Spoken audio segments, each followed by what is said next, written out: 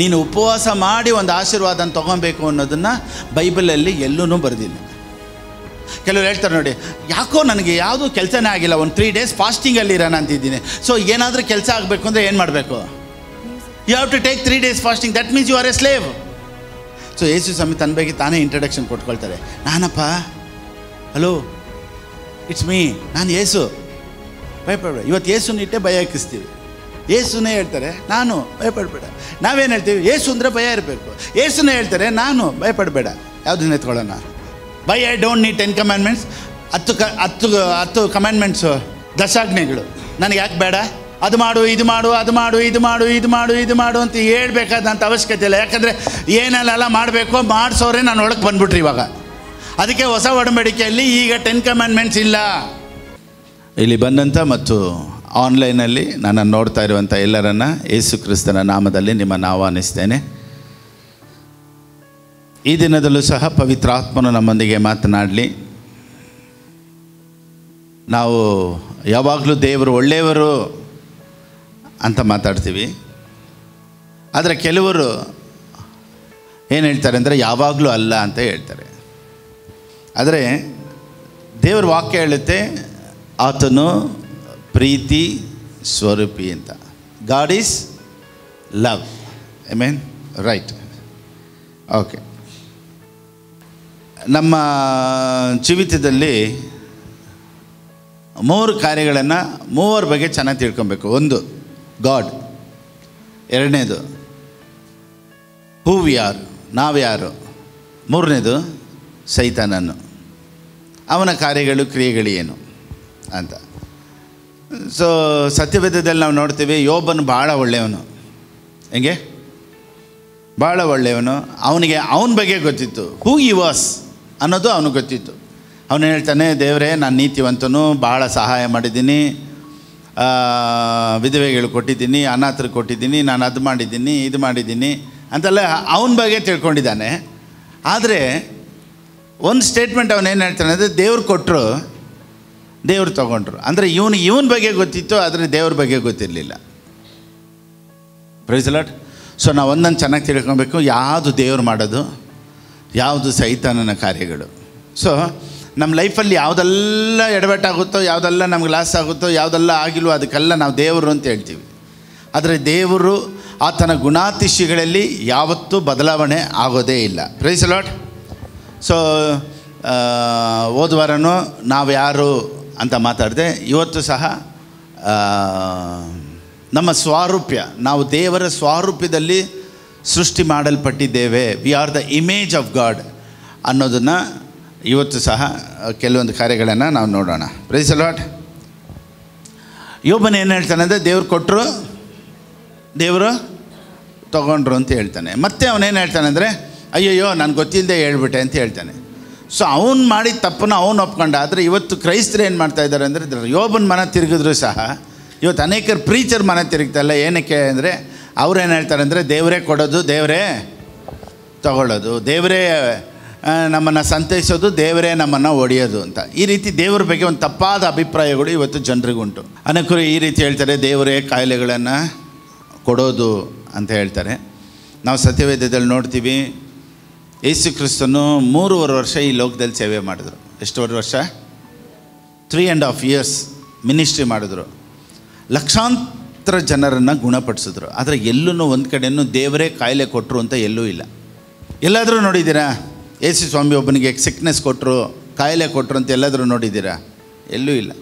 ಮತ್ತು ಹೆಂಗೆ ದೇವರು ಕೊಡ್ತಾರೆ ಅಂತ ಹೇಳ್ತಾರೆ ಅಂತ ನನಗೆ ಗೊತ್ತಿಲ್ಲ. ಯೇಸು ಸ್ವಾಮಿ ಈ ಲೋಕಕ್ಕೆ ಬಂದದ್ದೇ ಜನರನ್ನು ಬಿಡುಗಡೆ ಮಾಡೋದಕ್ಕಾಗಿ, ಕಾಯಿಲೆಯಿಂದ ಬಿಡುಗಡೆ ಮಾಡೋದಕ್ಕಾಗಿ, ಶಾಪದಿಂದ ಬಿಡುಗಡೆ ಮಾಡೋದಕ್ಕಾಗಿ, ಸಾಲದಿಂದ ಬಿಡುಗಡೆ ಮಾಡೋದಕ್ಕಾಗಿಯೇ ಯೇಸು ಸ್ವಾಮಿ ಬಂದದ್ದು. ಆದರೆ ನಾವು ಇವತ್ತೇನು ಹೇಳ್ತೀವಿ ಅಂದರೆ, ದೇವರೇ ಎಲ್ಲನೂ ಕೊಡೋದು ಅಂತ ನಾವು ತಪ್ಪಾಗಿ ಇವತ್ತು ದೇವ್ರ ಬಗ್ಗೆ ನಾವು ತಿಳ್ಕೊಂಡಿದ್ದೀವಿ.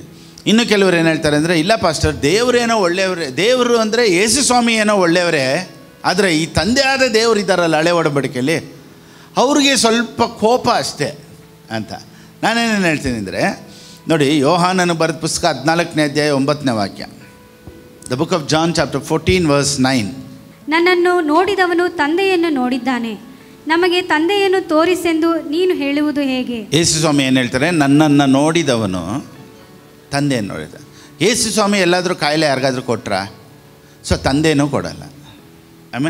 ಯೇಸು ಸ್ವಾಮಿ ಲಕ್ಷಾಂತರ ಜನರನ್ನ ಗುಣಪಡಿಸಿದ್ರ? ಸೊ ತಂದೆನೂ ಗುಣಪಡಿಸೋರು. ಯಾಕೆ ಗೊತ್ತಾ? ಯೇಸು ಸ್ವಾಮಿ ಏನು ಹೇಳ್ತಾರೆ ಅಂದರೆ, ನನ್ನನ್ನು ನೋಡಿದ್ರೆ ಯಾರು ನೋಡ್ದಂಗೆ? ತಂದೆಯಾದ ದೇವರನ್ನ ನೋಡ್ದಂಗೆ. ಯಾಕಂದರೆ ತಂದೆಯಾದ ದೇವರ ಸ್ವಾರೂಪ್ಯನೇ, image express of God is Jesus. Pastor ಯೆಶಾಯನ ಬರೆದ ಪುಸ್ತಕದಲ್ಲಿ ಹಿಂಗೆ ಹೇಳ್ತೈತೆ, ಯೆರೆಮೀಯನ ಹಿಂಗೆ ಹೇಳ್ತಾನೆ, ಮೋಶ ಹಿಂಗೆ ಹೇಳ್ತಾನೆ. ನೋಡಿ, ಅವರೆಲ್ಲ ಸ್ವಲ್ಪ ದೇವ್ರ ಬಗ್ಗೆ ತಿಳ್ಕೊಂಡು ಸ್ವಲ್ಪ ದೇವರನ್ನು ತೋರಿಸಿದವರು. ಆದರೆ ಫುಲ್ಲಾಗಿ ತಂದೆಯಾದ ದೇವರು ಯಾರು ಅಂತ ತೋರಿಸಿದವರು ಯೇಸು ಸ್ವಾಮಿ ಮಾತ್ರನೇ. ಯಾಕಂದರೆ ಸತ್ಯವೇದ ಹೇಳುತ್ತೆ, the book of Hebrews chapter 1:3, ಇಬ್ರಾಯರಿಗೆ ಬರೆದ ಪುಸ್ತಕ 1ನೇ ಅಧ್ಯಾಯ 3ನೇ ವಾಕ್ಯ ಈ ರೀತಿ ಹೇಳುತ್ತೆ, GNT, he is the exact likeness. Who is the exact likeness? Jesus. So ತಂದೆಯಾದ ದೇವರ ಎಕ್ಸಾಕ್ಟ್ ಲೈಕ್ನೆಸ್ ಅಂದರೆ ಸೇಮ್ ಪ್ರಿಂಟೇ. ಸೊ ತಂದೆ ಬಗ್ಗೆ ತಿಳ್ಕೊಬೇಕಂದ್ರೆ ಯಾರ ಬಗ್ಗೆ ತಿಳ್ಕೊಬೇಕು?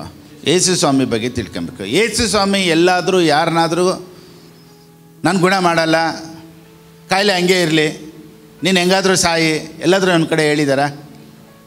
ಎಲ್ಲೂ ಇಲ್ಲ. ಎಲ್ಲರನ್ನೂ ಗುಣಪಡಿಸಿದ್ರು, ಸತ್ತವ್ರನ್ನ ಬದುಕಿಸಿದ್ರು, ಸಹಾಯ ಮಾಡಿದ್ರು, ಅದ್ಭುತ ಮಾಡಿದ್ರು. ಇದೇ ಯೇಸು ಸ್ವಾಮಿ ಮಾಡಿದ್ದು. ಸೊ ತಂದೆಯಾದ ದೇವರು ಸಹ ಯೇಸು ಸ್ವಾಮಿ ಥರಾನೇ. ನಾವು ಸತ್ಯವೇದದಲ್ಲಿ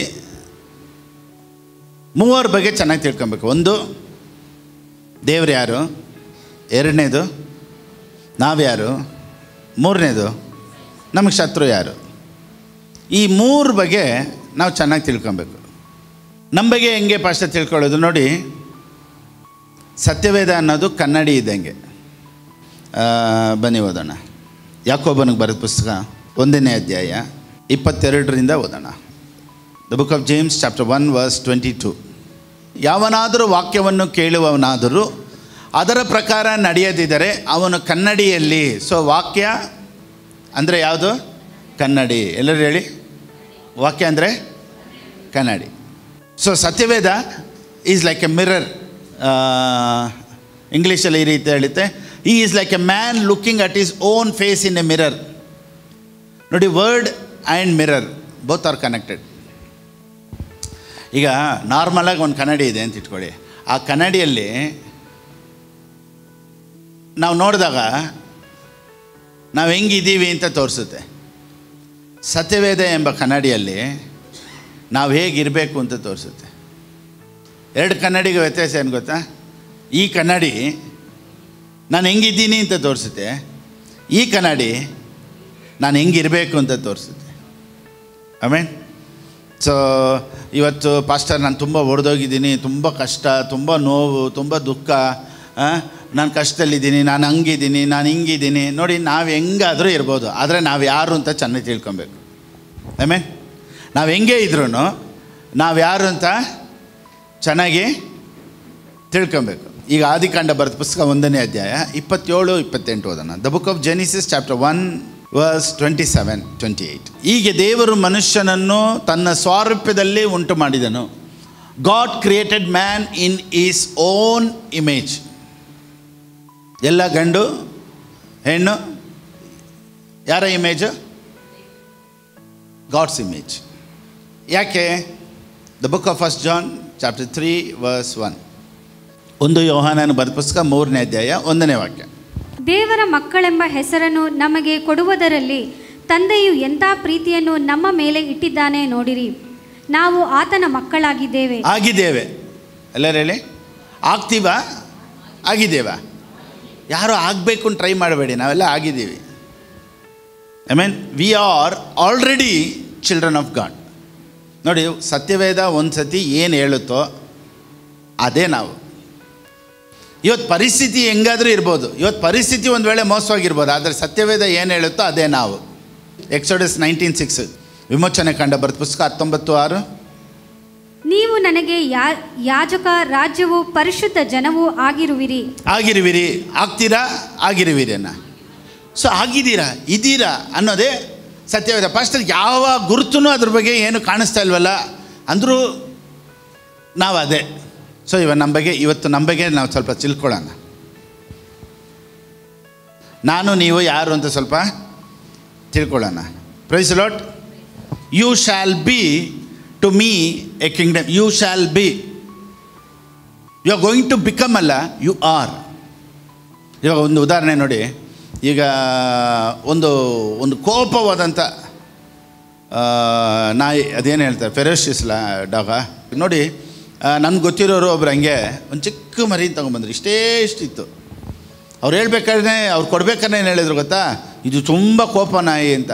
ನಾವೇನು ಅಂದ್ಕೊಂಡ್ವಿ ಅದು ತುಂಬ ಚಿಕ್ಕ ಮರಿತಾನೆ ಅಂತ. ಜನಿನಾನ ಬಟ್ಟೆನೇ ಎಳ್ದು ಅರ್ಧಾಕ್ಬಿಡ್ತದ್ದು. ಇಷ್ಟಿತ್ತು. ಪಿಟ್ಬುಲ್ಲು, ಕರೆಕ್ಟ್ ಅಂದರೆ ಪಿಟ್ಬುಲ್.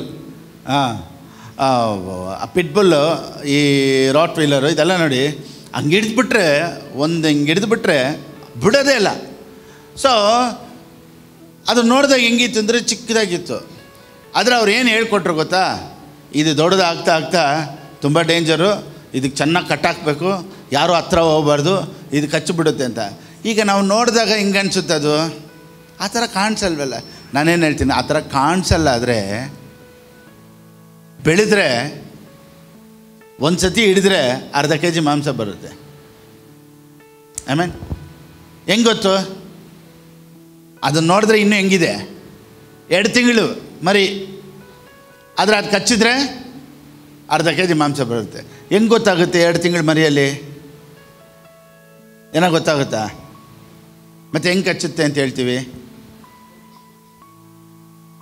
ಜಾತಿ, ಎಲ್ಲರೂ ಹೇಳಿ.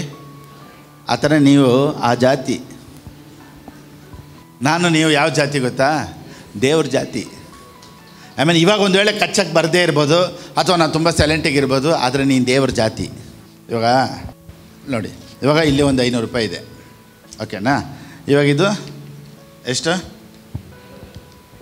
500 ರೂಪಾಯಿ. ಇವಾಗ ಇದು ಕೊಟ್ಟರೆ ಏನಾದ್ರು ಕೊಡ್ತಾರೆ? ನಾವು ಅಂಗಡಿಗೆ ಕೊಟ್ಟರೆ ಏನೋ ಕೊಡ್ತಾರಾ? ಯೂಸ್ ಆಗುತ್ತಾ? ಸರಿ, ಈಗ ಹಿಂಗೆ ಮಡಿಸ್ಬಿಡ್ತೀನಿ. ಈಗ ಕೊಡ್ತಾರಾ? ಹಿಂಗೆ ಎತ್ಕೊಂಡೋಗಿ ಕೊಟ್ಟರೆ ಕ್ರಸ್ಟ್, ಇದು ಹೋಗುತ್ತಾ ಇವಾಗ? ಆದರೆ ಏನಾಗಿದೆ? It's crushed. ಇವತ್ತು ನಮ್ಮ ಪರಿಸ್ಥಿತಿ ಹಂಗೆ. We are crust. ಫಸ್ಟ್ ನಾನು ಹೊಡೆಯಲ್ಪಟ್ಟಿದ್ದೀನಿ, ನನ್ನ ಕೈಲಿ ಆಗ್ತಾಯಿಲ್ಲ. ಬಟ್ ಇದಕ್ಕೆ ವ್ಯಾಲ್ಯೂ ಇದೆ. ಇವತ್ತು ನಿಮ್ಮ ಪರಿಸ್ಥಿತಿಗಳು, though you are crushed, though you are sad, you are the image of God. ನೀನು ಆ ಜಾತಿ, ನಾನು ದೇವರ ಜಾತಿ. ಇವತ್ತು ನಾನು ದುಃಖವಾಗಿದ್ದರು, ಇವತ್ತು ನಾನು ಕಣ್ಣೀರಲ್ಲಿದ್ದರು, ಒಂದು ವೇಳೆ ಇವತ್ತು ನನಗೆ ನೋವಲ್ಲಿದ್ದರು, ಒಂದು ವೇಳೆ ಏನೋ ಅದ್ಭುತ ಆಗಿಲ್ಲ ಅಂದ್ರೂ ನೀನು ಅರ್ಥ ಮಾಡ್ಕೊಬೇಕು, who you are. You are the image of God. ಮತ್ತೆ ಓದೋಣ. 1 John chapter 3 verse 1. 1 ಯೋಹಾನನ ಬರೆದ ಪುಸ್ತಕ 3ನೇ ಅಧ್ಯಾಯ 1ನೇ ವಾಕ್ಯ. ದೇವರ ಮಕ್ಕಳೆಂಬ ಹೆಸರನ್ನು ನಮಗೆ ಕೊಡುವುದರಲ್ಲಿ ತಂದೆಯು ಎಂಥ ಪ್ರೀತಿಯನ್ನು ನಮ್ಮ ಮೇಲೆ ಇಟ್ಟಿದ್ದಾನೆ ನೋಡಿರಿ. ನಾವು ಆತನ ಮಕ್ಕಳಾಗಿದ್ದೇವೆ. ಈ ಕಾರಣದಿಂದ ಲೋಕವು ನಮ್ಮನ್ನು ತಿಳಿದುಕೊಳ್ಳುವುದಿಲ್ಲ. ಅಂದರೆ ನಾವು ಯಾರ ಸ್ವರೂಪದಲ್ಲಿದ್ದೀವಿ? ದೇವರ ಸಾರೂಪ್ಯದಲ್ಲಿ. ರೈಟ್. ಈಗ ಮತ್ತಾಯನಿಗೆ ಬರೆದ ಪುಸ್ತಕ 4:6. The book of Matthew chapter 4 verse 6. And said to him, if you are the Son of God. If you are. If is the confusing question from Satan. He said to Jesus, ಯೇಸು ಸ್ವಾಮಿ ನೋಡಿ ಏನು ಹೇಳ್ತಾನೆ? If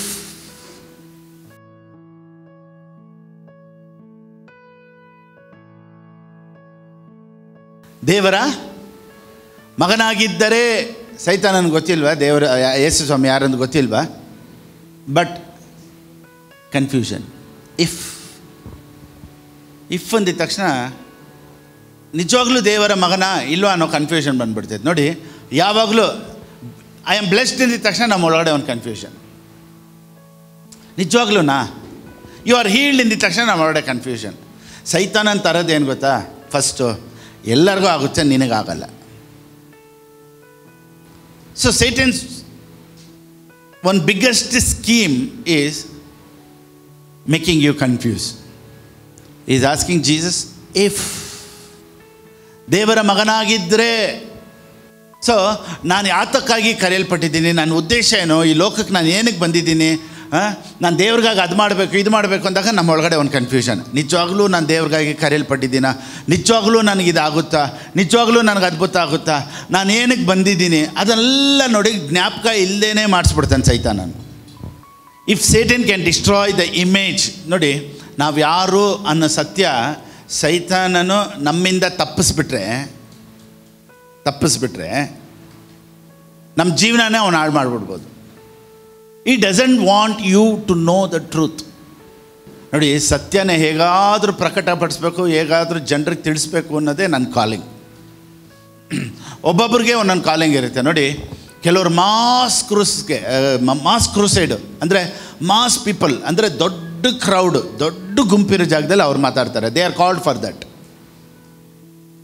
ಇನ್ನು ಕೆಲವರು they are called for healing. ಅವ್ರು ಬಂದರೆ they will heal people. ಇನ್ನು ಕೆಲವರು they are called to prophesy. ಇನ್ನು ಕೆಲವರು they are called to do miracle. ಇನ್ನು ಕೆಲವರು they are called to teach. Oral Robert ಸೇವೆ healing ministry, A Allen healing ministry, Kathryn Kuhlman healing ministry. So teach ಮಾಡೋರ ಹತ್ರ healing ಆಗಲ್ಲ ಅಥವಾ prophetic ಇರಲ್ಲ ಅಂತಿಲ್ಲ, ಎಲ್ಲ ಮಿಕ್ಸ್ ಆಗಿರುತ್ತೆ. But mainly what is their purpose? ದೇವರು ಒಬ್ಬೊಬ್ಬರನ್ನ ಏನಕ್ಕಾಗಿ ಕರೆದ್ರೋ ಅದ್ರಲ್ಲಿ ನಾವು ನಿಂತ್ಕೊಂಡ್ಬಿಟ್ರೆ ಅದೇ ನಮ್ಗೆ ಖುಷಿ ಆಗೋದು. ಈಗ ನೋಡಿ, ಒಂದೊಂದು ಸತಿ ನಾವು ಯೋಚನೆ ಮಾಡ್ಬೋದು, ಏನಪ್ಪ ಇವರು ದೊಡ್ಡ ದೊಡ್ಡ ಮೀಟಿಂಗಲ್ಲಿ ಹೋಗಿ ಮಾತಾಡ್ತಾರೆ, ಅವ್ರನ್ನ ವೆಲ್ಕಮ್ ಮಾಡ್ತಾರೆ, ಅವ್ರಿಗೆ ಹೂವು ಹಾಕ್ತಾರೆ, ಆಮೇಲೆ ಅವ್ರನ್ನ ಬೊಕ್ಕೆ ಕೊಡ್ತಾರೆ, ಆಮೇಲೆ ಶಾಲ್ ಓದಿಸ್ತಾರೆ. ಸೊ ಅವ್ರು ವೆಲ್ಕಮ್ ಓಹೋ ಅಂತ ಇರುತ್ತೆ. ಈ ರೀತಿ ಮೀಟಿಂಗಲ್ಲೆಲ್ಲ ನಾವು ಹೋಗಿದ್ದೀವಿ. ಆದರೆ ಹೋಗ್ಬಿಟ್ಟು ತಿರ್ಗಾ ವಾಪಸ್ ಬರ್ತಾ ಇರ್ಬೇಕಾದ್ರೆ ಏನೋ ಒಂದು ಡಿಸ್ಸ್ಯಾಟಿಸ್ಫ್ಯಾಕ್ಷನ್, ಅಂದರೆ I am not satisfied in that. Welcome ಎಲ್ಲ ಚೆನ್ನಾಗಿದೆ, ಒಳ್ಳೆ ಕ್ರೌಡ್ ಇತ್ತು, ಏನೋ ಒಂದು ದಿವಸ ಫುಲ್ ಮಾತಾಡಿದ್ವಿ, ಅದ್ಭುತ ನಡೀತು, ಜನರು ಗುಣ ಆದರು, ಅದ್ಭುತ ನಡೀತು, ಎಲ್ಲ ಆಯಿತು, ಓಕೆ. ಬಟ್ ವೈಲ್ ಕಮ್ಮಿಂಗ್ ಒಂದು ಡಿಸ್ಸ್ಯಾಟಿಸ್ಫ್ಯಾಕ್ಷನ್ ಒಳಗಡೆ, ಏನಪ್ಪ ಇದಕ್ಕಾಗಿ ನಾನು ಕರೆಯಲ್ಪಟ್ಟಿದ್ದು ಅಂತ ಅದರಲ್ಲಿ ಅಷ್ಟು ಸಂತೋಷ ಅನ್ನಿಸ್ಲಿಲ್ಲ. ಆದರೆ ಈಗ ನಾನು ಕೆಲವೊಂದು ಪ್ರಸಂಗಗಳನ್ನು ಮಾಡಿದಾಗ ಆ ಪ್ರಸಂಗದಲ್ಲಿ ಎಷ್ಟು ಜನ ಇದ್ದಾರೋ ಅಷ್ಟು ಜನಕ್ಕೆ ನಾನು ವಿವರಿಸಿ ಹೇಳ್ತೀನಿ, ಫೇಸ್ಬುಕ್ ಅಪ್ಲೋಡ್ ಮಾಡ್ತೀನಿ, ಯೂಟ್ಯೂಬ್ ಅಪ್ಲೋಡ್ ಮಾಡ್ತೀನಿ. ದೊಡ್ಡ ಮಾಸ್ ಕ್ರೌಡ್ ನಾನು ನೋಡಿಲ್ಲ ಅಂದ್ರೂ ನಾನು ಏನು ಮಾಡ್ತಾಯಿದ್ದೀನೋ I am feeling happy in that. So ಅವ್ರನ್ನ ಈ ರೀತಿ ದೇವರು ಉಪಯೋಗಿಸ್ತಾ ಇದ್ದಾರೆ, ಇವ್ರನ್ನ ಈ ರೀತಿ ಉಪಯೋಗಿಸ್ತಾ ಇದ್ದಾರೆ. ಅವ್ರು ಬಂದರೆ 5,000 ಜನ ಬರ್ತಾರೆ, 10,000 ಜನ ಬರ್ತಾರೆ, ಇವ್ರು ಬಂದರೆ ಪ್ರಾಫೆಸಿ ಹೇಳ್ತಾರೆ. ನೋಡಿ, ಇದೆಲ್ಲ I am called for teaching. So ನನ್ನನ್ನು ದೇವರು ಏನಕ್ಕೆ ಕರೆದ್ರೋ ನಾನು ಅದರಲ್ಲಿ ನಿಂತುಬಿಟ್ರೆ I will be happy in that ministry. So Kenneth Hagin ಅಂತ ಒಂದು ಸೇವಕರು ಹೀಗೆ ದೊಡ್ಡ ದೊಡ್ಡ ಮೀಟಿಂಗ್ ಕ್ರೂಸೈಡ್ ಎಲ್ಲ ಮುಗಿಸ್ಕೊಂಬಂದ್ರಂತೆ. ಇನ್ನೂ ಒಂದು ಕಡೆ ಸಂತೋಷ ಇಲ್ಲ. ಅವಾಗ ಅವ್ರು ದೇವ್ರ ಹತ್ರ ಹೇಳಿದ್ರಂತೆ, ದೇವರೇ ಇನ್ನೂ ಏನೋ ಒಂದು ಸ್ಯಾಟಿಸ್ಫ್ಯಾಕ್ಷನ್ ಇಲ್ಲ ಅಂತ. ಅವಾಗ ದೇವ್ರು ಹೇಳಿದ್ರಂತೆ, ನೋಡಪ್ಪ, ನೀನು ಈ ರೀತಿ ಮಾಸ್ ಕ್ರೌಡ್ಗೆ ನೀನು ಕರೆಯಲ್ಪಟ್ಟಿಲ್ಲ, you are called to teach. ಇವತ್ತು ಅವರು ಮಿನಿಸ್ಟ್ರಿಯಲ್ಲಿ ಭಾಳ ಅದ್ಭುತಗಳು ನಡೆದಿದ್ರು ಸಹ ಮೇಯ್ನ್ ಅವ್ರದ್ದು ಟೀಚಿಂಗ್ ಎಲ್ಲ ನೋಡಿದ್ರೆ ಇವತ್ತು ಆ ಟೀಚಿಂಗಲ್ಲಿ ಎಷ್ಟೋ ಜನಕ್ಕೆ ಫೇಯ್ತು ಬಂದ್ಬಿಟ್ಟು ತುಂಬ ಪ್ರಾಫೆಸಿ ಅಂದರೆ ಏನು, ಫೇಯ್ತ್ ಅಂದರೆ ಏನು, ಪ್ರಾಸ್ಪರಿಟಿ ಅಂದರೆ ಏನು, ಎಷ್ಟೋ ಟೀಚಿಂಗ್ ಅವರು ಮಾಡಿದ್ದಾರೆ. ಸೊ ಇವತ್ತು ಅವರಿಲ್ಲ, but still we are talking about him. We are talking about Oral Roberts, we are talking about Kathryn Kuhlman. ಅವ್ರು ಇಲ್ಲ ಅಂದ್ರೂ ಅವ್ರ ಬಗ್ಗೆ ಮಾತಾಡ್ತಾ ಇದ್ದೀವಿ. ಯಾಕೆ ಗೊತ್ತಾ? ದೇವರು ಅವ್ರನ್ನ ಯಾತಕ್ಕಾಗಿ ಕರೆದ್ರೋ ದೇ ಅಕಂಪ್ಲೀಷ್ ದೇರ್ ಪ್ರಾಜೆಕ್ಟ್ಸ್. ದೇವ್ರು ನಿನ್ನನ್ನು ಯಾತಕ್ಕೆ ಕರೆದ್ರೋ, if you do that people will remember you. ಸರಿ, ಪೀಪಲ್ ರಿಮೆಂಬರ್ ಮಾಡ್ತಾರೋ ಇಲ್ವೋ, but you will have one satisfaction inside. ಅಪ್ಪ, for what God has called me, I have finished that one. ಅದಕ್ಕೆ ಪೌಲನ್ ಹೇಳ್ತಾನೆ, I have finished my race. ನನ್ನ ಓಟನ ನಾನೇನು ಮಾಡಿದ್ದೀನಿ, ಮುಗಿಸಿದ್ದೀನಿ. ಸೊ ದೇವರು ಒಬ್ಬೊಬ್ಬರನ್ನ ಒಂದೊಂದು ಉದ್ದೇಶಕ್ಕಾಗಿ ಕರೀತಾರೆ. ಆ ಉದ್ದೇಶದಲ್ಲಿ ನಾವು ನಿಂತ್ಕೊಬೇಕು. ಅದೇ ನಮಗೆ ಸಂತೋಷ ಅಂತ ತಗೊಂಬರೋದು. ಸೊ ಏನೇ ಮಿನಿಸ್ಟ್ರಿ ಮಾಡಿದ್ರು ನಾನು ಇವಾಗ ಇಲ್ಲಿ ನಿಂತ್ಕೊಂಡು ಮಾತಾಡ್ತಾ ಇದ್ದೀನಿ, ಒಬ್ರಿಗೆ ಅರ್ಥ ಆಗೋ ಥರ ಮಾತಾಡ್ಬಿಟ್ಟಿದ್ದೀನಿ ಅಂದರೆ I feel so happy, because I am called to make you understand. ನಾವು ಯಾರು ಅಂತ ನಮ್ಮನ್ನು ಅರ್ಥ ಮಾಡಿಸ್ಬಿಟ್ರೆ, ನೀವು ಯಾರು ಅಂತ ನಿಮ್ಗೆ ಹೇಳ್ಕೊಟ್ಬಿಟ್ರೆ, ನೋಡಿ ನಿಮ್ಮ ಲೈಫಲ್ಲಿ ನೀವು ನಿಮ್ಮ ಜೀವನದಲ್ಲೇ ಈ ಟೀಚಿಂಗು ನೀವು ಮರೆಯೋದೇ ಇಲ್ಲ. ಇದು ಯಾವಾಗಲೂ ನಿನ್ನ ಲೈಫನ್ನ ಚೇಂಜ್ ಮಾಡ್ತಾನೇ ಇರುತ್ತೆ.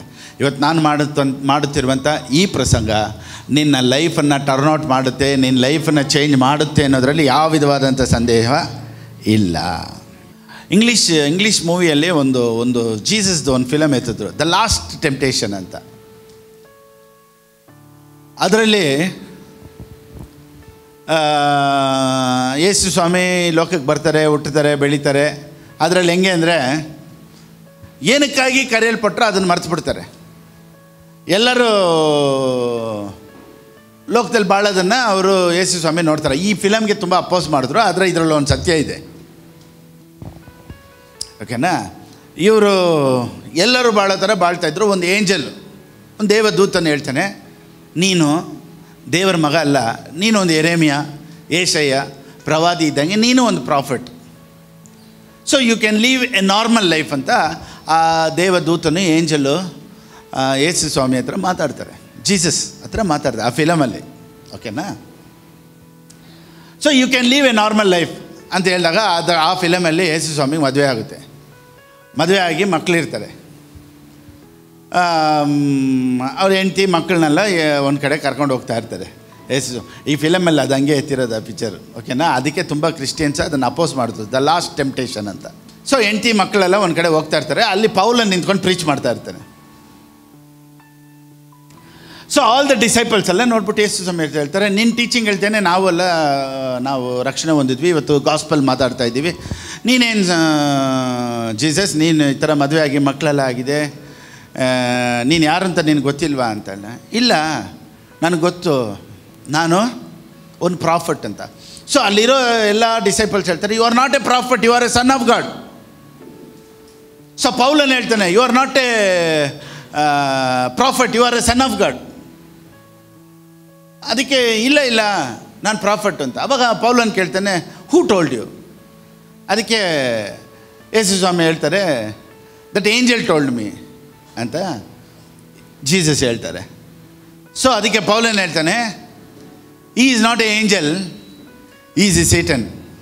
ಸಡನ್ನಾಗಿ ಹಿಂಗೆ ತಿರುಗಿ ನೋಡ್ತಾರೆ, ಅದು ಹಿಂದೆ ಏಂಜಲ್ ಮಾತಾಡ್ತಲ್ಲ, ಅದು ಎನ್ನುತ್ತೆ.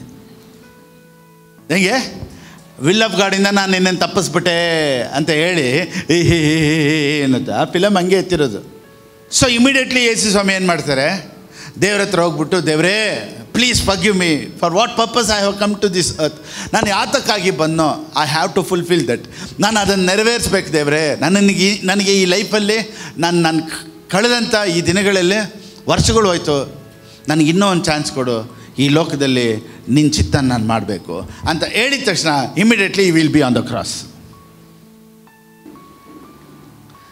ಶಿಲ್ಬೆ ಮೇಲೆ ಇರ್ತಾರೆ. ಅಲ್ಲಿರೋರೆಲ್ಲ ಹೇಳ್ತಾರೆ, ಯೇಸುವೇ ಇಳ್ದು ಬಂದ್ಬಿಡು ಅಂತ. ಅದಕ್ಕೆ ಜೀಸಸ್ ಏನು ಹೇಳ್ತಾರೆ ಗೊತ್ತಾ, ನಾನು ಒಂದು ವೇಳೆ ಇಳ್ದು ಬಂದುಬಿಟ್ರೆ ನನ್ನ ಲೈಫ್ ಹಿಂಗೆ ಇರುತ್ತೆ. ಹೆಂಗಿರುತ್ತೆ? ಹೆಂಡ್ತಿ, ಮಕ್ಕಳು, ಮಾರ್ಕೆಟ್ ಕರ್ಕೊಂಡು ಹೋಗೋದು. ಸೊ ಯಾವ ಪರ್ಪಸ್ಗಾಗಿ ಬಂದ್ವೋ, ಯಾವ ಉದ್ದೇಶಕ್ಕಾಗಿ ಬಂದ್ವೋ ಅದು ಹೋಗ್ಬಿಟ್ಟು ಎಲ್ಲಿ ಹೋಗ್ಬಿಡ್ತೈತೆ? ಫ್ಯಾಮಿಲಿ, ಕುಟುಂಬ, ಫ್ಯಾಮ್ಲಿ. ಸೊ ಪರ್ಪಸ್ ಮಿಸ್ ಮಾಡಿಸೋದು ಸೈತಾನನು ಹಿಂಗೆ. ಸೊ ಯೇಸು ಸ್ವಾಮಿ ಏನು ಹೇಳ್ತಾರೆ ಶಿಲುಬೆಯಲ್ಲಿ, ನಾನು ಏನಕ್ಕಾಗಿ ಬಂದೋ ಅದು ನೆರವೇರ್ತು, it is finished. So film ಆ ಥರ ಮುಗಿಯುತ್ತೆ. ಅಂದರೆ ಅದರಲ್ಲಿ ಏನು ಮೀನಿಂಗ್ ಇರುತ್ತೆ ಅಂದರೆ, ಒಂದು ವೇಳೆ ದೇವರ ಚಿತ್ತನ ನಾವು ನೆರವೇರಿಸಿಲ್ಲ ಅಂದರೆ Satan will deviate our life. ನಮಗೆ ಉದ್ದೇಶ ಇರಲ್ಲ, ಒಂದು ಪರ್ಪಸ್ ಇರಲ್ಲ. ಏನಕ್ಕಾಗಿ ಕೆಲಸ ಮಾಡ್ತೀವಿ, ಏನಕ್ಕಾಗಿ ಬಿಸ್ನೆಸ್ ಮಾಡ್ತೀವಿ, ನಾವು ಏನಕ್ಕಾಗಿ ಬಾಳ್ತೀವಿ. ಏನೋ ಮಕ್ಕಳಿದ್ರು, ಮದುವೆ ಆದರು, ಹೆಂಡತಿ ಆದರು, ಮಕ್ಕಳು, ಇದೇ ನಮ್ಮ ಲೈಫ್ ಆಗಿಬಿಡ್ತೈತೆ. ದೇವ್ರ ಪ್ಲ್ಯಾನು, ಉದ್ದೇಶ ಏನೂ ಇರಲ್ಲ. ಸೊ ಸೈತಾನ ನಿಮ್ಮನ್ನು ವಂಚಿಸಬೇಕು ಅಂದರೆ ಏನೂ ಮಾಡಲ್ಲ. ಏನು ಗೊತ್ತಾ, ನೀವು ಯಾರು ಅಂತ ಸತ್ಯನ ತಿಳಿಸ್ಕೊಡ್ದೆ ನಿಮ್ಮನ್ನು ಬ್ಯುಸಿಯಾಗಿ ಇಟ್ಬಿಟ್ಟು ಏನೋ ಒಂದು ಮಾಡ್ಕೊಂಡು ಬಾಳ್ತಾ ಇರ್ತೀರಲ್ಲ ಹೋಗ್ತೀರಿ. ಏನೋ ಒಂದು ಇರ್ತೀವಿ, ಹೋಗ್ತೀವಿ, ಏನೋ ಒಂದು. ಅದಕ್ಕೇ understand the will of god. ಸತ್ಯವೇದ ಏನು ಹೇಳುತ್ತೆ ನೋಡಿ, ದ ಬುಕ್ ಆಫ್ ಎಫಿಷಿಯನ್ಸ್ 5:17, ಎಫೆಸದವರು ಬರೆದ ಪುಸ್ತಕ 5:17. ಮತ್ತು ಬುದ್ಧಿಹೀನರಾಗಿ ನಡೆಯದೆ ಕರ್ತನ ಚಿತ್ತವೇನೆಂಬುದನ್ನು ವಿಚಾರಿಸಿ ತಿಳಿದವರಾಗಿರಿ. ನೋಡಿ, ಸೊ ದೇವ್ರ ಚಿತ್ತ ಏನು ಅಂದರೆ ನೀವು ಅಂಡರ್ಸ್ಟ್ಯಾಂಡ್ ಮಾಡ್ಕೊಬೋದಾ? ನಿಮ್ಮ ಮೇಲೆ ದೇವ್ರ ಚಿತ್ತ ಏನು ಅಂತ ಅಂಡರ್ಸ್ಟ್ಯಾಂಡ್ ಮಾಡ್ಕೊಬೋದಾ ನೀವು? ಇಲ್ಲ ಪಾಸ್ಟರ್ ಅಂದರೆ ಮತ್ತೆ ಅಂಡರ್ಸ್ಟ್ಯಾಂಡ್ ಅಂತ ಯಾಕೆ ಬರ್ದೈತಿ ಇಲ್ಲಿ? You can understand. So what is the will of god?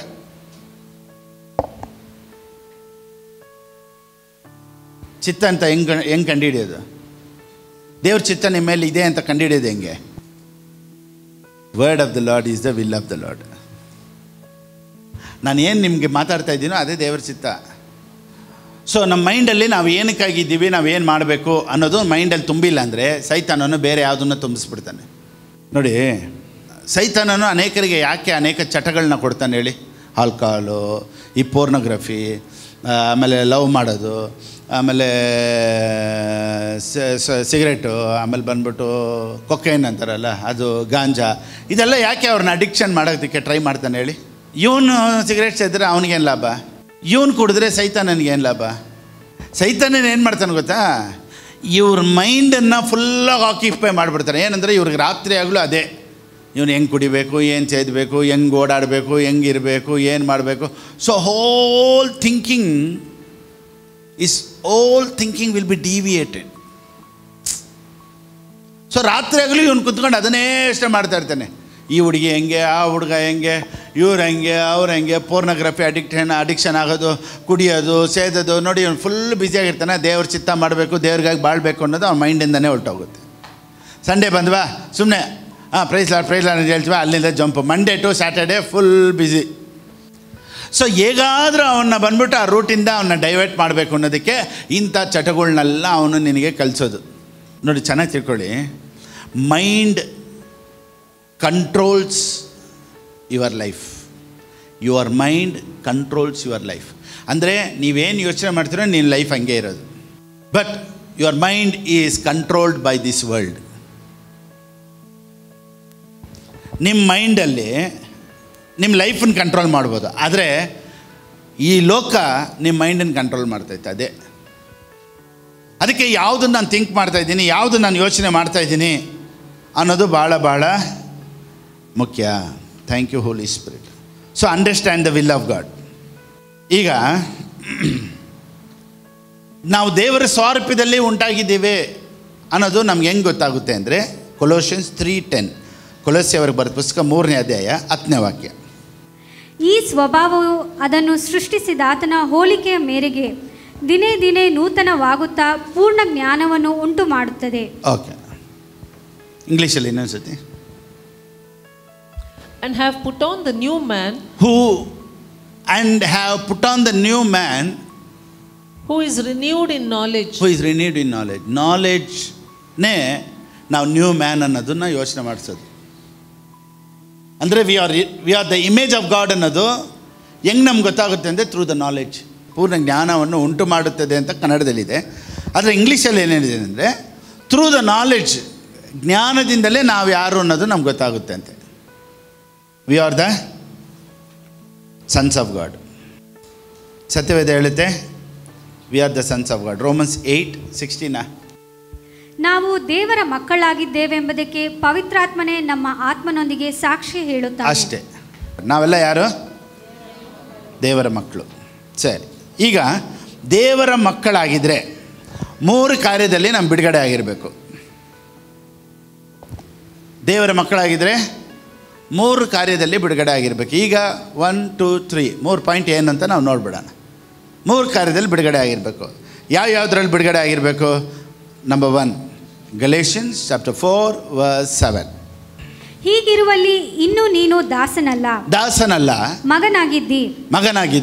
ಮಗನೆಂದ ಮೇಲೆ ದೇವರ ಮೂಲಕ ಬಾಧ್ಯನೂ ಆಗಿದ್ದಿ. ಓಕೆ, ಈಗ ಸತ್ಯವೇದ ಹೇಳುತ್ತೆ ದಾಸನಲ್ಲ. ನಾವು ಯಾರು? ದಾಸರಲ್ಲ. We are not slaves, we are the children of god.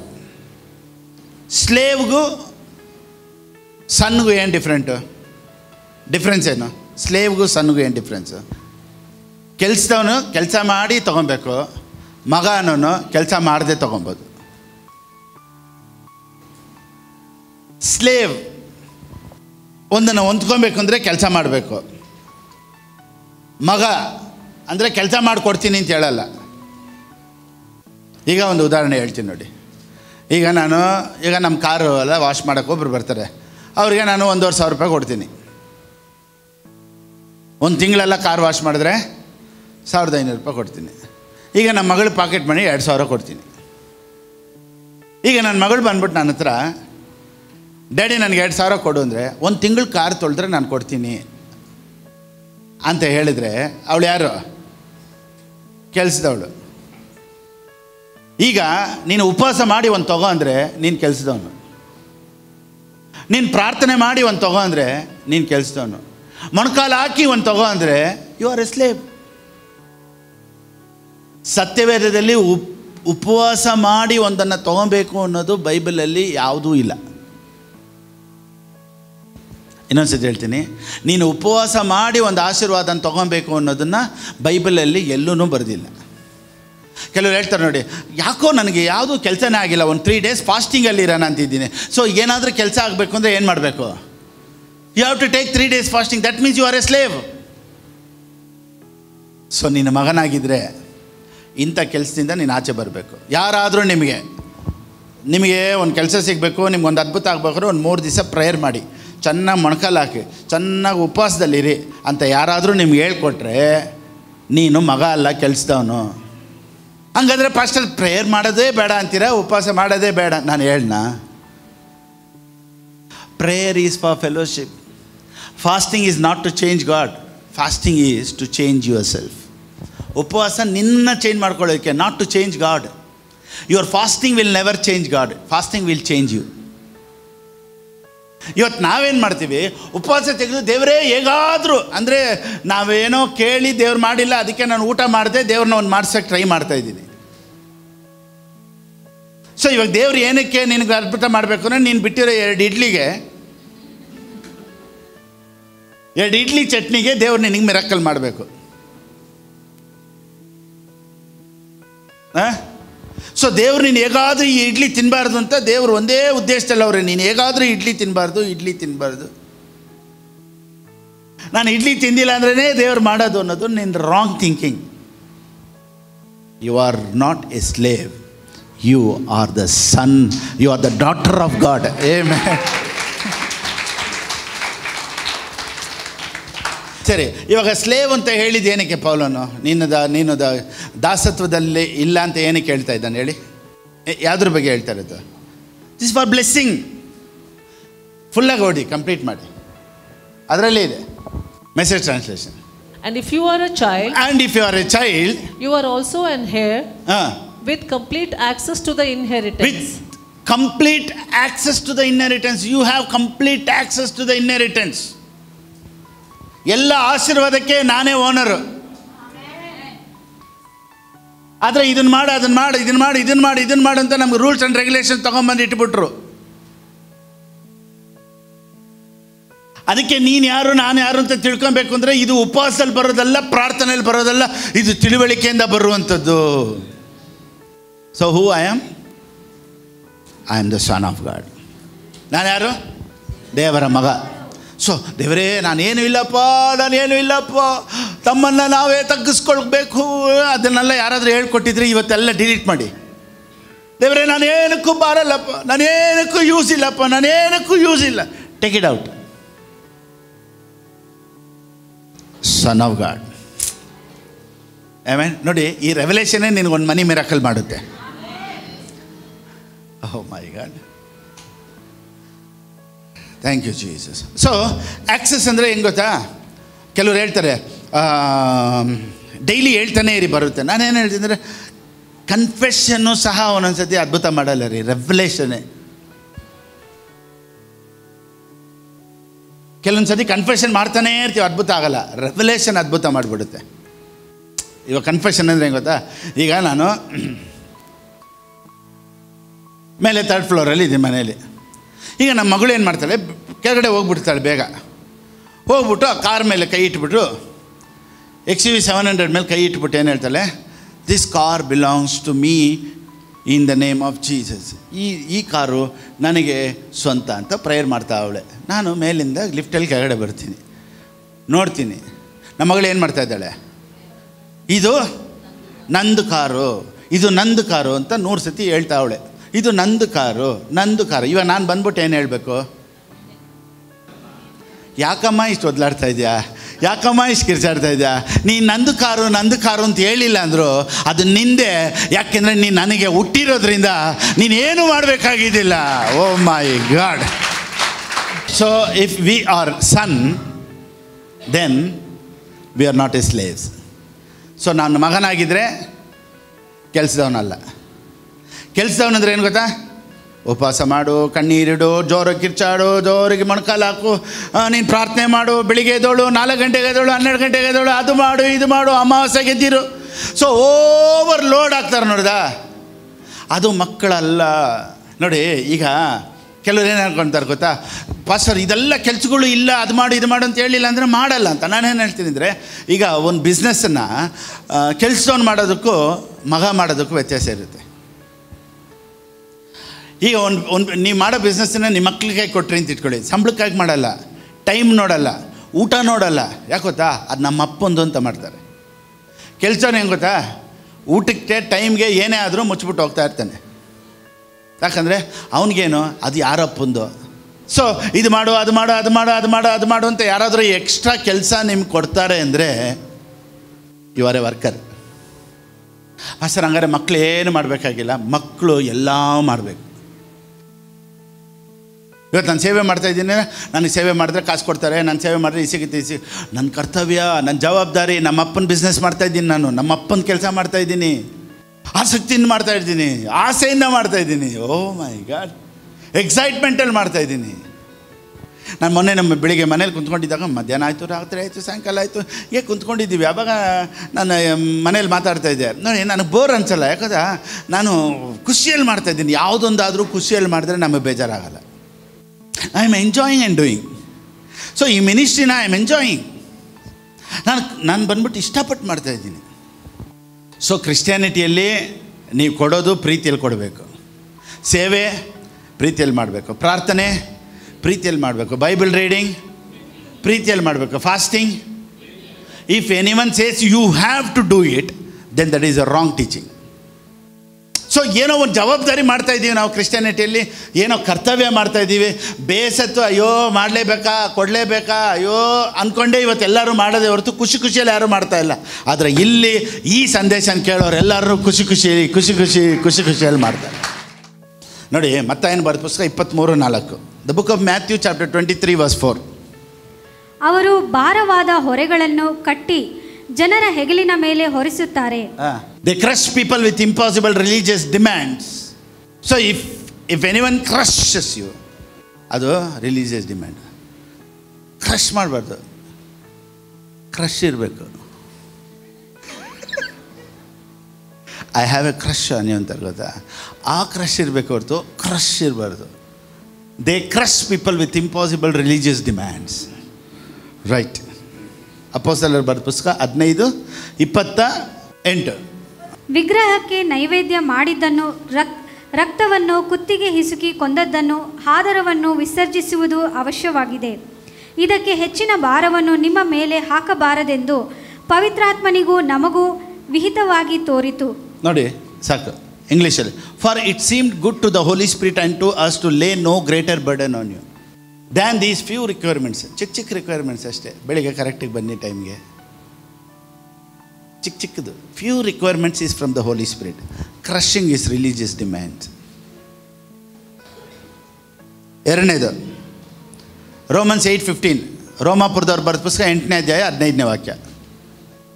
For you did not receive the spirit of bondage again to fear, but you received the spirit of adoption, by whom we cry out, Abba, Father. Abba, Father ಅಂತ ಯಾರು ಕರೀತಾರೆ ಅವ್ರಿಗೆ ಭಯ ಇರಬಾರ್ದಂತೆ. ಯಾರಾದರೂ ನಿಮಗೆ ಭಯ ಎಕ್ಕಿಸ್ತಾರಂದರೆ ನಿನಗೆ ಅಪ್ಪ ಮಗ ಸಂಬಂಧ ಇಲ್ಲ. ನೀವು ತಿರುಗಿ ಭಯದಲ್ಲಿ ಬೀಳುವ ಹಾಗೆ. ತಿರುಗಿ ಭಯದಲ್ಲಿ ಬೀಳಬಾರ್ದು. ಎಲ್ಲರೂ ಹೇಳಿ ಯಾಕೆ? ಅಪ್ಪ ತಂದೆ ಯಾರೆಲ್ಲ ಯೇಸು ಸ್ವಾಮಿನ ಅಪ್ಪ ತಂದೆ ಅಂತಾರೋ ಅವ್ರಿಗೆ ಯಾರು ಭಯ ಎಕ್ಕಿಸ್ಬಾರ್ದು. ಯಾರಾದರೂ ನಿಮಗೆ ಭಯ ಎಕ್ಕಿಸ್ತಾರಂದರೆ ಅದು ಅಪ್ಪ ತಂದೆ, ಅದು ತಂದೆ ಮಗ ರಿಲೇಷನ್ಶಿಪ್ ಇಲ್ಲ. ಕ್ರಿಶ್ಚಿಯಾನಿಟಿ ಅಂದರೆ there is no fear at all. 1 John 4:18. 1 John 4:18. 1 ಯೋಹಾನನ ಬರೆದ ಪುಸ್ತಕ 4:18. ಪ್ರೀತಿಯು ಇರುವಲ್ಲಿ ಹೆದರಿಕೆ ಇಲ್ಲ. ಪ್ರೀತಿ ಇರುವಲ್ಲಿ ಹೆದರಿಕೆ ಇಲ್ಲ. ಎಲ್ಲಿ ಪ್ರೀತಿ ಇದೆಯೋ ಅಲ್ಲಿ ಭಯ ಇಲ್ಲ. ದೇವರ ಪ್ರೀತಿ ಸ್ವರೂಪನು. ಸೊ ಭಯ ಯಾಕೆ? ಯಾರಾದರೂ ಭಯ ಇಕ್ಕಿದ್ದಾರೆ ಅಂದರೆ ಅದು ದೇವರ ಪ್ರೀತಿ ಸ್ವರೂಪಿ ಅನ್ನೋ ಸಂದೇಶ ಅಲ್ಲಿಲ್ಲ. ಹೆದರಿಕೆಯು ಯಾತನೆಯನ್ನು ಹೊಂದುತ್ತಾ ಇರುವುದು. ಪೂರ್ಣ ಪ್ರೀತಿಯು ಹೆದರಿಕೆಯನ್ನು ಹೊರಡಿಸಿ ಬಿಡುತ್ತದೆ. ಪೂರ್ಣ ಪ್ರೀತಿ ಬಂದರೆ ಹೆದರಿಕೆ ಹೊರಟೋಗುತ್ತೆ ಅಂತೆ. If you love God there is no fear about your future. ಇವತ್ತು ಅಪ್ಪ ಎಲ್ಲ ತಪ್ಪಾಗಿ ಹೇಳ್ಕೊಟ್ಬಿಟ್ಟಿದ್ದಾರೆ. ಸೊ ಅಪ್ಪ ಅಂದರೆ ಹೊಡಿತಾರೆ, ಅಪ್ಪ ಅಂದರೆ ಕಾಯಿಲೆ ಕೊಡ್ತಾರೆ, ಅಪ್ಪ ಅಂದರೆ ಪನಿಷ್ಮೆಂಟ್ ಕೊಡ್ತಾರೆ, ಅಪ್ಪ ಅಂದರೆ ಇರೋ ಕೆಲಸನ ಕಿತ್ಕೊಂಡ್ಬಿಡ್ತಾರೆ, ಅಪ್ಪ ಅಂದರೆ ಫೇಲ್ ಮಾಡಿಸ್ಬಿಡ್ತಾರೆ, ಅಪ್ಪ ಅಂದರೆ ಆಕ್ಸಿಡೆಂಟ್ ಆಗಿಬಿಡ್ತಿದೆ. So all blames goes to father. ಎಲ್ಲನೂ ತಂದೆ ಮೇಲೆ ಹಾಕ್ಬಿಡ್ತೀವಲ್ಲ. ಅದಕ್ಕೆ ಇವತ್ತು ಯಾರು ತಂದೆನ ಅಷ್ಟು ಇನ್ವಾಲ್ವ್ ಆಗಿ ಆರಾಧನೆ ಮಾಡಲ್ಲ, ಯಾರು ಅಷ್ಟು ಇನ್ವಾಲ್ವ್ ಆಗಿ ಬೈಬಲ್ ಓದಲ್ಲ. ಯಾಕೆ ಎಲ್ಲರೂ ಅಷ್ಟು ಇನ್ವಾಲ್ವ್ಮೆಂಟಲ್ಲಿ ಸ್ತುತಿ ಮಾಡಲ್ಲ, ಪ್ರೇಯರ್ ಮಾಡಲ್ಲ? ಯಾಕೆ ಹೇಳಿ? ಎಲ್ಲೋ ಒಂದು ಕಡೆ ಒಂದು ಭಯ ಒಳಗಡೆ ಇಟ್ಸ್ಬಿಟ್ರು. ದೇವರು ಅಂದರೆ ಭಯ. ನೋಡಿ, ಮತ್ತಾಯನ ಬರೆದ ಪುಸ್ತಕ 14ನೇ ಅಧ್ಯಾಯ 27ನೇ ವಾಕ್ಯ. ಕೂಡಲೇ ಯೇಸು ಮಾತಾಡಿ ಅವರಿಗೆ, ಧೈರ್ಯವಾಗಿರಿ, ನಾನು ಅಂಜಬೇಡಿರಿ ಎಂದು ಹೇಳಿದನು. ಓಕೆ, ಈಗ ಇದು ಎಲ್ಲಿ ನಡೆದಂಥ ಇನ್ಸಿಡೆಂಟ್? ಸಮುದ್ರದ ಮೇಲೆ.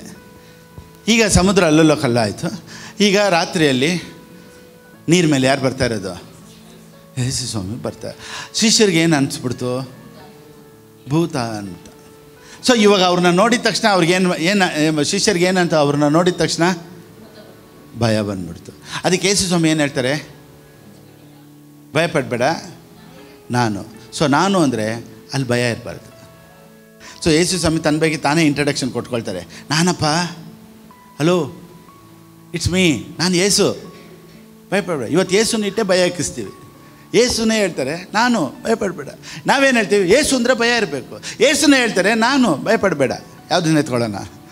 ಈಗ 2 ಪಾಯಿಂಟ್ ಹೇಳಿದೆ. ಫಸ್ಟ್ ಪಾಯಿಂಟ್, ನಾವು ಮಕ್ಕಳಾಗಿದ್ದರೆ ನಾವು ಯಾರಿಲ್ಲ? ಕೆಲಸದವ್ರು. ಕೆಲಸ ಮಾಡೋಂಗಿಲ್ಲ. ಕೆಲಸ ಮಾಡೋಂಗಿಲ್ಲ ಅಂದರೆ ಏನು ಕೆಲಸ ಇಲ್ಲ, ಯಾವ ಕೆಲಸ ಕಾರ್ಯ ಇಲ್ಲ ಅಂತ ತಿಳ್ಕೊಬಾರ್ದು. ನೋಡಿ, ಕೆಲಸದವ್ರಿಗಿಂತ ಮಕ್ಕಳು ಮಾಡೋ ಕೆಲಸ ಜಾಸ್ತಿ. So first point, if you are a child then you are not a slave. Second, if you are a child, no fear. Point 3, Galatians 2:4. ಗಲಾತ್ಯದವರು ಬರೆದ ಪುಸ್ತಕ 2:4.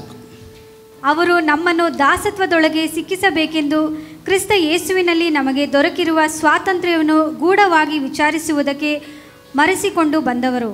Okay, NIV translation. In Christ we have freedom. You are free. Free ಅಂದರೆ ನಾನೇನು ಬೇಕಾದ್ರೂ ಮಾಡ್ಬೋದಾ? Freedom ಅಂದಿದ ತಕ್ಷಣ ನಮ್ಮ ಮೈಂಡಿಗೆ ಏನು ಬರೋದು? ಏನು ಬೇಕಾದ್ರೂ ಮಾಡ್ಬೋದಾ? ಮಾಡು. ನೋಡಿ, ಯಾವ್ದು ಮಾಡಿದ್ರೂ ಅದಕ್ಕೆ ಬೆಲೆ ಇದೆ, ತಿರ್ಗಾ ಬೆಲೆ ಕಟ್ಟಬೇಕು. ಕೆಲವರು ಕೇಳೋದು, ಪಾಸ್ಟರ್ ಫ್ರೀಡಮ್ ಅಂದರೆ ಕುಡಿಬೋದಾ? ಕುಡಿದ್ರೆ ಹಾಳಾಗೋದಂತೂ ಗ್ಯಾರಂಟಿ. ಸೇದ್ಬೋದಾ? ಸೇದು ಆಮೇಲೆ ಕೂತ್ರು ಅನ್ಕೊಂತೀರಿ. ಯಾರು ಬೇಡ ಅಂತಾರೆ?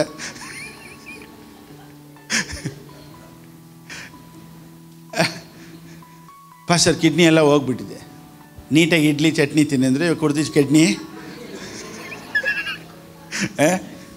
ಇವಾಗ ಒಂದು ಖಾರ ಚಟ್ನಿ ತಿನ್ನೋಕ್ಕಲ್ಲ. ಯಾಕೆ? ಕಿಡ್ನಿ ಹೋಗ್ಬಿಟ್ಟಿದೆ. ಯಾಕೆ?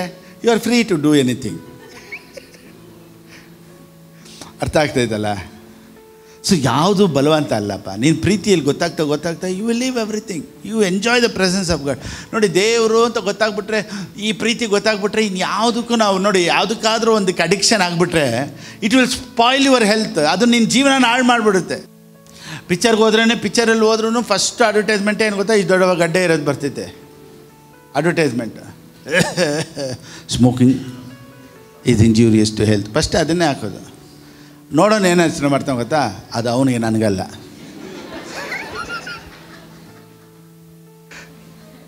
ಎಲ್ಲರೂ ಯೋಚನೆ ಗೊತ್ತಾ? ಎಲ್ಲರಿಗೂ ಬರ್ಬೋದು, ಅದು ನನಗಲ್ಲ. ಸೊ ವಾರ್ನಿಂಗ್ ಅನ್ನೋದು ಬಂದ್ಬಿಟ್ಟು ಚರ್ಚಲ್ಲೇ ಕೊಡಬೇಕು ಅಂತಲ್ಲ, ಪಿಕ್ಚರ್ ನೋಡ್ರೆ ಪಿಕ್ಚರಲ್ಲೂ ಕೊಡ್ತಾರೆ. ಸಿಗರೇಟ್ ತೊಗೊಂಡು ಸಿಗರೇಟ್ ಪ್ಯಾಕಲ್ಲಿ ಇರ್ತೈತೆ, smoking is injurious to health ಅಂತ. ಕುಡಿಯೋರ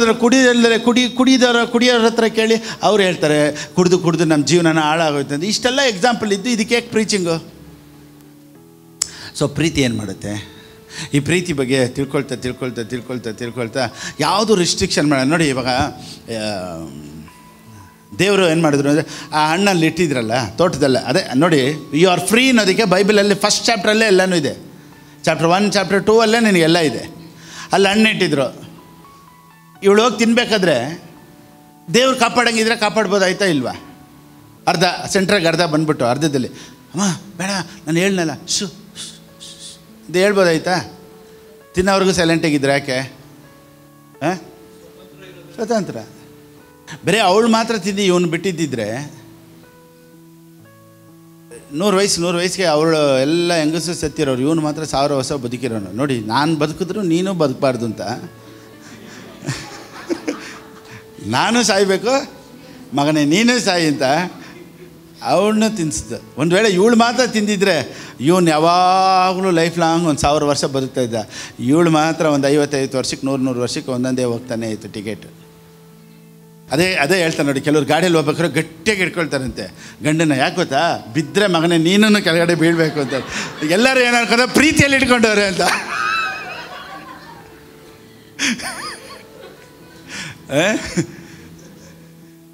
ಸೊ ನನ್ನ ಲೈಫ್ ಹಾಳಾದರೆ ನಿನ್ನನ್ನು ನಾನೇನು ಮಾಡಲ್ಲ, ಬಿಡಲ್ಲ. ಸೊ ಇದು ಬಂದ್ಬಿಟ್ಟು ಇವಾಗ ಸ್ಟಾರ್ಟ್ ಆಗಿದೆಯಲ್ಲ, ಅದು ತೋಟದಿಂದ ಸ್ಟಾರ್ಟ್ ಆಗಿದೆ ಬಿಡಿ. ಓಕೆ, ಅದು ಅಲ್ಲಿಂದನೇ ಬಂದ್ಬಿಡ್ತು. ಸರಿ, ಓಕೆ. ಇವಾಗ ಒಂದು ವೇಳೆ ಅವಳು ತಿನ್ಬೇಕಾರೆ ದೇವರು ಒಂದು ವೇಳೆ ಸ್ಟಾಪ್ ಮಾಡಿರ್ಬೋದಾಯಿತು, ಬಟ್ ಈ ಡಿಂಟ್ ಸ್ಟಾಪ್. ವೈ? ಫ್ರೀಡಮ್. ಇವತ್ತು ನೀನೇನು ಮಾಡಬೇಕಾ ಪಾಸ್ಟರ್? ನಾನು ಇದು ಮಾಡಬೇಕಾ ಬೇಡವಾ? You can. ಫಸ್ಟ್ ನಾನು ಎಷ್ಟು ಪ್ರೇಯರ್ ಮಾಡಬೇಕು? ಎಷ್ಟಾದರೂ ಮಾಡಪ್ಪ. ಫಸ್ಟ್ ನಾನು ಒಂದು ದಿವಸಕ್ಕೆ ಎಷ್ಟು ಚಪಾತಿ ತಿನ್ನಬೇಕು? ಯಾವ ಥರ ಕೇಳಿದ್ದೀರಾ ಬಂದು? ಫಸ್ಟ್ ನಾನು ಬೆಳಿಗ್ಗೆ ಎಷ್ಟು ಇಡ್ಲಿ ತಿನ್ನಬೇಕು ಅಂತ ಯಾವಾಗ ನಾನು ಕೇಳಿದ್ದೀರಾ? ಆ ಥರ ಕೇಳಿದ್ರೆ ನಾನೇನು ಹೇಳ್ತೀನಿ? ನಿನಗೆ ಎಷ್ಟು ಹೊಟ್ಟೆ ತುಂಬಬೇಕು, ನಿನಗೆ ಎಷ್ಟು ಪ್ರೇಯರ್ ಮಾಡಬೇಕು, ನಿನಗೆ ಎಷ್ಟು ತೃಪ್ತಿ ಆಗಬೇಕು ಅಷ್ಟು ಮಾಡು. ಕೆಲವರು 1 hour ಪ್ರೇಯರ್ ಮಾಡಿದ್ರು ತೃಪ್ತಿ ಇಲ್ಲ, 2 hour ಪ್ರೇಯರ್ ಮಾಡಿದ್ರು ಮಾಡ್ತಾನೇ ಇರು. Unless you are satisfied. ನಿನಗೆ ತೃಪ್ತಿ ಆಗೋವರೆಗೂ ಮಾಡು. ಫಸ್ಟ್ ನಾನು ಎಷ್ಟು ಕೊಡಬೇಕು ದೇವರಿಗೆ? 10%, 12%, 11%? ತೃಪ್ತಿ ಆಗೋಷ್ಟು ಕೊಡಪ್ಪ. ಗಿವಿಂಗ್ ಅನ್ನೋದು ಅದೇ ನಾನು ಹೇಳಿ ನೋಡಿ, ಗಿವಿಂಗ್ ಅನ್ನೋದು it's A respect, it's A faith. ನನಗೆ ಯೂಟ್ಯೂಬಲ್ಲಿ ವಾಟ್ಸಪ್ಪಲ್ಲಿ ಒಬ್ಬರು ಮೆಸೇಜ್ ಮಾಡಿದ್ರು, ಪಾಸ್ಟರ್ ಕೊಡೋದ್ರ ಬಗ್ಗೆ ಎಕ್ಸಾಂಪಲ್ ಎಷ್ಟು ಚೆನ್ನಾಗಿ ಕೊಟ್ಟಿದ್ದೀರಾ ನೋಡಿ, ಪೀಪಲ್ ಎಂಜಾಯ್ ದಟ್. ಸೊ ಬಲವಂತ ಮಾಡಿ ಅಲ್ಲ. ನೋಡಿ ಪರಿಸ್ಥಿತಿಗಳು ಹೆಂಗಿರುತ್ತೆ ಗೊತ್ತಾ? ಇವಾಗ ಅದೇ ಒಂದು ಸೇವಕರು ಒಂದು ಎಕ್ಸಾಂಪಲ್ ಹೇಳಿದ್ರು. ಇವರು ಫಸ್ಟ್ ಸೇವೆಗೆ ಬರಬೇಕಾದ್ರೆ ಬಾಡಿಗೆ ಕಟ್ಟಬೇಕಾದ್ರೂ ಅಷ್ಟು ಕಷ್ಟ ಇತ್ತಂತೆ. ಇವ್ರಿಗೆ ಯಾವ ಥರ ಪರಿಸ್ಥಿತಿ ಇದೆ ಅಂದರೆ ಬಾಡಿಗೆನ ದಶಮಾಂಶನ. ಇವಾಗ ಇವ್ರು ಯೋಚನೆ ಮಾಡಿದ್ರಂತೆ, ನಾನು ಟೈತ್ ಕಟ್ಬಿಟ್ರೆ ಓನರ್ ಹತ್ರ ಬೈಸ್ಕೊಬೇಕು, ಟೈತ್ ಕೊಟ್ಬಿಟ್ರೆ ಹೆಂಗಾದರೂ ನಾಳೆ ನನ್ನ ಲೈಫನ್ನು ದೇವ್ರು ಆಶೀರ್ವದಿಸ್ತಾರೆ. ಇವತ್ತು ಓನರ್ ಹತ್ರ ಬೈಸ್ಕೊಳ್ಳೋದ ಅಥವಾ ಟೈತ್ ಕೊಡೋದ? ಇವನು ಒಂದು ಯೋಚನೆ ಮಾಡಿದಂತೆ, ಓನರ್ ಹತ್ರ ಬೈಸ್ಕೊಳ್ದೆ ನಾನು ಬಡವನಾಗಿರೋದಕ್ಕಿಂತ ಅವನ ಹತ್ರ ಬೈಸ್ಕೊಂಡು ನಾನು ಸಾಹುಕಾರ ಆಗಿಬಿಡ್ತೀನಿ ಅಂತ ಫಸ್ಟ್ ಪ್ರಿಫರೆನ್ಸ್ ಈ gave ಟೈತ್ to god.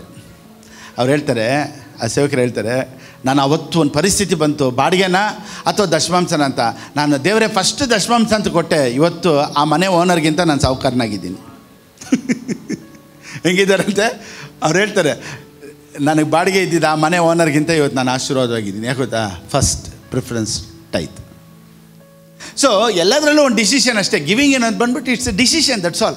It's not A force. ನೀನು ಕೊಡಲೇಬೇಕು, ಮಾಡಲೇಬೇಕು, ಏನೂ ಇಲ್ಲ. ಪ್ರೀತಿಯಲ್ಲಿ ಎಲ್ಲನೂ ಪ್ರೀತಿಯಲ್ಲಿ ನಂಬಿಕೆಯಲ್ಲಿ ಮಾಡೋದೆ. ಸೊ ಬ್ಲೆಸ್ಸಿಂಗ್ ಆಗಿರಬೇಕಾ, ನಾನು ಆಶೀರ್ವಾದವಾಗಿರಬೇಕಾ ಅನ್ನೋದು ಅದು ನಮ್ಮ ಕೈಯಲ್ಲಿ ನಾವು ಡಿಸೈಡ್ ಮಾಡೋದು. ಅದೇ ನೋಡಿ, ಫ್ರೀಡಮ್ ಅಂದರೆ ಏನು ಗೊತ್ತಾ? If you want to become a millionaire, if you want to become a lakhier, it is all by sowing, that's all. That is your freedom. ಕೊಡಲೇಬೇಕು, ಇಟ್ಸ್ ನಾಟ್ ಎ ಡಿಮ್ಯಾಂಡ್. ಬಿತ್ತಬೇಕು ಅಂತ ತೀರ್ಮಾನ ಮಾಡು, ಲೈಫಲ್ಲಿ ಚೆನ್ನಾಗಾಗ್ಬಿಡ್ತೆ.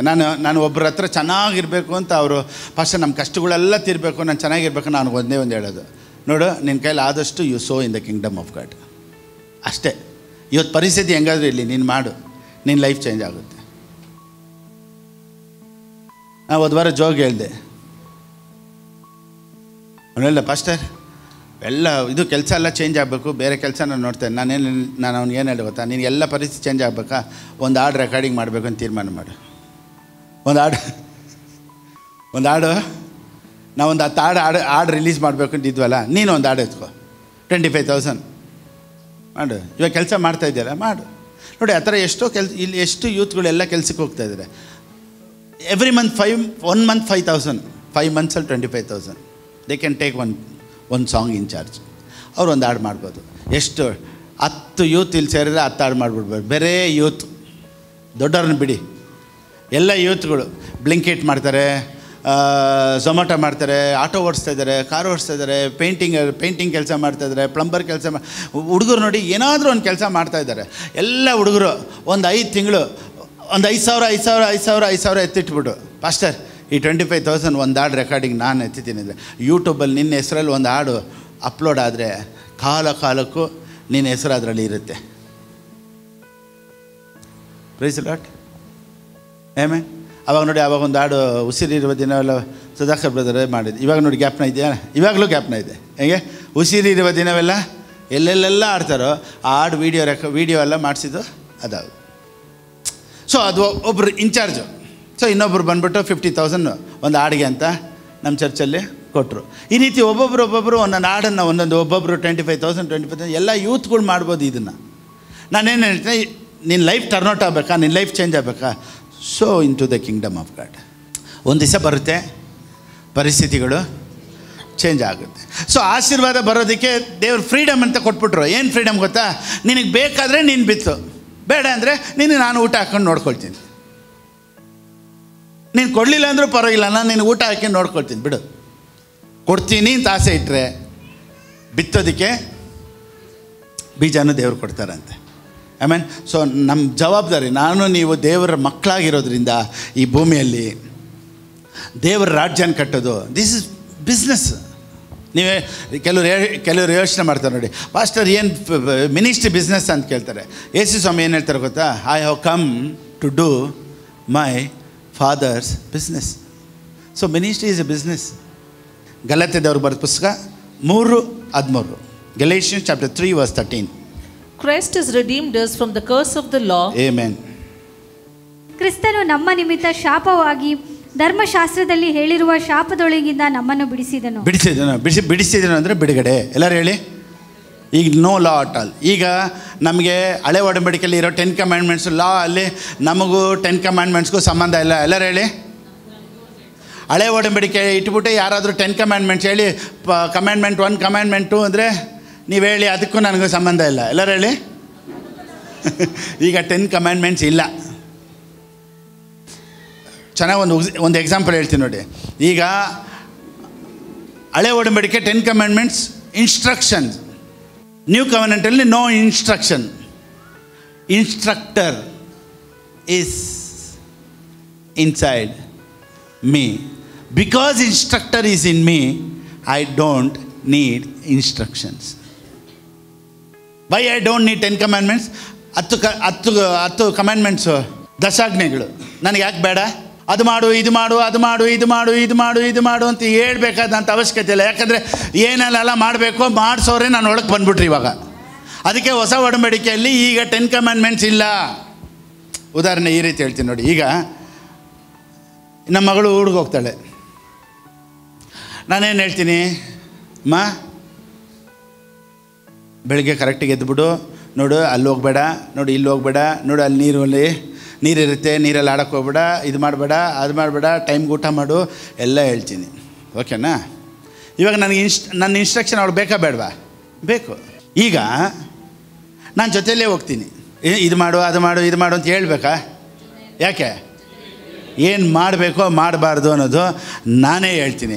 ಅದೇ ರೀತಿಯೇ why no need of 10 commandments? Because the instructor himself came inside my, Holy Spirit, ಪವಿತ್ರಾತ್ಮನೇ ನಾನು ಒಳಗಡೆ ಬಂದಿರೋದ್ರಿಂದ I don't need 10 commandments because the instructor himself came inside my.